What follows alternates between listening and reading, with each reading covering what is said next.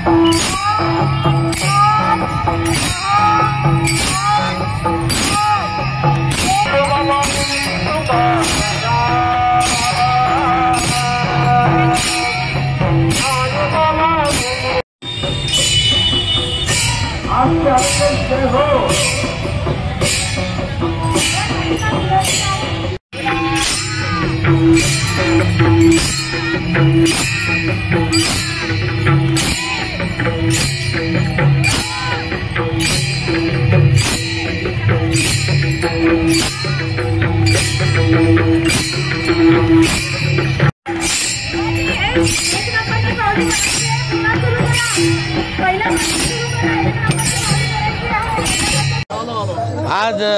संत जगद्गुरु तुकाराम महाराजांची जयंती आणि या दिवशी आज भरगच्च कार्यक्रमांनी हा दिवस साजरा झाला। सर्वप्रथम मी खामगावातील तमाम जनतेला तुकाराम महाराज जयंतीच्या खूप खूप शुभेच्छा देतो।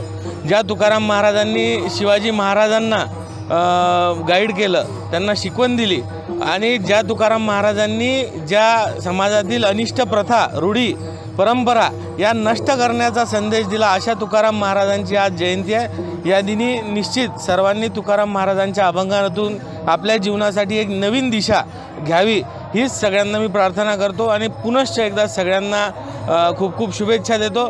सर्व या खामगावमध्ये पहिल्यांदा एवढ्या मोठ्या प्रमाणात सर्वसमावेशक सर्व जाती धर्म समाजांनी हा सण साजरा करण्याचा ठरवलं आणि आपण पाहतोय की एक भव्य दिव्य अशी शोभायात्रा ज्यामध्ये तुकाराम महाराजांची रथ, त्यांच्यावर साकारलेली प्रतिकृती आणि हजारो समाज बांधव यामध्ये समाविष्ट झाले आणि संपूर्ण गावामध्ये याची मोठ्या जल्लोषानं स्वागतसुद्धा तमाम नागरिकांनी केलं। याबद्दल सर्व नागरिकांचं मी आभार मानतो आणि सर्वांना या जयंतीच्या शुभेच्छा देतो। शोभायात्रा खामगावात संपन्न झाली।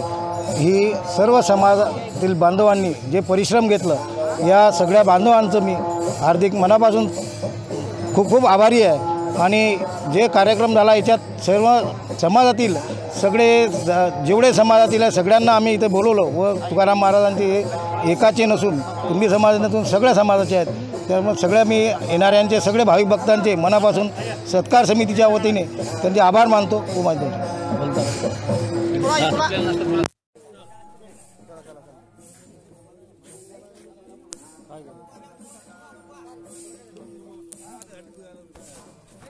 जय जगद्गुरु जय तुकाराम महाराज। आज जगद्गुरु तुकाराम महाराजच्या जयंतीनिमित्त पंचक्रोशीतील सर्व भजनी मंडळ तसेच पूर्ण महिला मंडळांनी रिंगणाचा कार्यक्रम ठेवलेला आहे। सोबतच कावली, टाळ, मृदुंग यांच्या गजरात तुकाराम महाराजांची दिंडी खामगाव या नगरीमधून निघालेली आहे।